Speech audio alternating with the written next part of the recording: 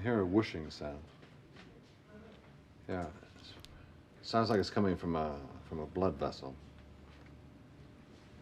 You know something? It's probably not serious, but I'd like to get an MRI to check it out. I knew it. Doctors always find something. Damn, Lorraine. Look, I gotta go back to work. I'll get the test next week or something. I mean, you said it's not serious, right? Probably not, but I'd like to check it out just to be sure.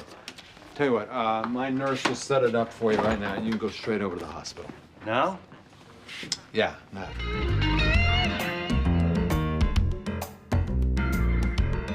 You Dr. Becker? Yeah. What the hell's going on? You just sitting here drinking coffee? What are you talking about? I'm talking about your patient, Frank DeAndrea. He comes to see you for a routine checkup. You ship him off to the hospital for some test. He's stuck up there waiting for hours. Meanwhile, you're down here drinking coffee. Is this how you treat people? Aren't you guys supposed to be nice? I'm sorry, doctor. I left my halo in the car. Well, Father, they're just a little backed up around here today. Well, that's not helping Frank, is it? Where's your compassion? The man's thinking he's really sick.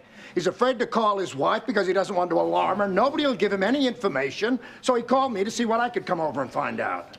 Like I told Frank, until I see the results of his MRI, there's nothing really to talk about. Oh, can't you doctors ever give anybody a straight answer? Look, I realize you priests are obliged to come to the hospital and make your rounds. So I tell you what, why don't you just leave your time card here? I'll punch it, and then you can tell God you were here. Dr. Levinson is an excellent neurosurgeon. He's in good hands. I know. He's in God's hands. Yeah, well, unless God went to Johns Hopkins, I think I'll stick with Bob Levinson. Whatever. Yeah, wait a second. Why do you guys always say that? You know, in God's hands? What does that really mean? It gives people comfort. Patients need to find meaning in what they're going through. What if there is no meaning? What if it's all just random? Random?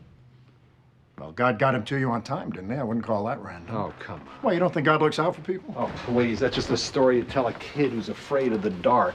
Interesting. With one swipe of your tongue, you just reduced 2,000 years of faith to a bedtime story. You know, I happen to know a lot of religious doctors. I know a lot of alcoholic doctors. It doesn't make heavy drinking a good idea. Oh, come on. Father, the guy comes in for a routine physical. The next day he's having brain surgery.